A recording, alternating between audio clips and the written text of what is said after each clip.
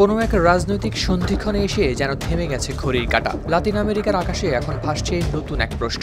ভেনেজুয়েলার president Nicolas মাদুরোর সময় কি তবে সত্যি শেষ হয়ে এসেছে? সাম্প্রতিক এক সাক্ষাৎকারে যুক্তরাষ্ট্রের প্রেসিডেন্ট ডোনাল্ড ট্রাম্পের মন্তব্যেই যেন লুকিয়েছিল সেই প্রশ্নের উত্তর। সংবাদ মাধ্যম CBS এর 7 মিনিটস অনুষ্ঠানে ট্রাম্পকে করা যুক্তরাষ্ট্র কি ভেনেজুয়েলার সঙ্গে যুদ্ধের পথে যাচ্ছে এমন প্রশ্নের জবাবে তিনি শান্ত কণ্ঠে বলেন, আমার তা মনে হয় না। কিন্তু ঠিক পরের প্রশ্নেই তার কণ্ঠে উঠে আসে অন্য সুর। মাদুরোর সময় কি শেষ?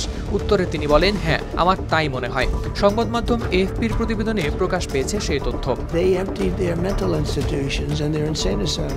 এই সংক্ষিপ্ত উত্তরটাই যেন কূটনীতির কোলাহলে পরিণত হয়েছে এক আগুনে বারুদে। কারণ একই সময়ে যুক্তরাষ্ট্র ক্যারিবীয় সাগরে বাড়াচ্ছে সামরিক উপস্থিতি, চালাচ্ছে তথাকথিত মাদক বিরোধী অভিযান। নৌযানগুলোর উপর হামলায় প্রাণ গেছে বহু মানুষের। তেল সমৃদ্ধ ভেনেজুয়েলার প্রেসিডেন্ট মাদুরোর বিরুদ্ধে মাদক পাচারের অভিযোগ এনেছে যুক্তরাষ্ট্র। ওদিকে মাদুরো নিজে বলছেন, যুক্তরাষ্ট্র মাদক বিরোধী অভিযানকে অজুহাত বানিয়ে করছে সরকার পরিবর্তনের ষড়যন্ত্র।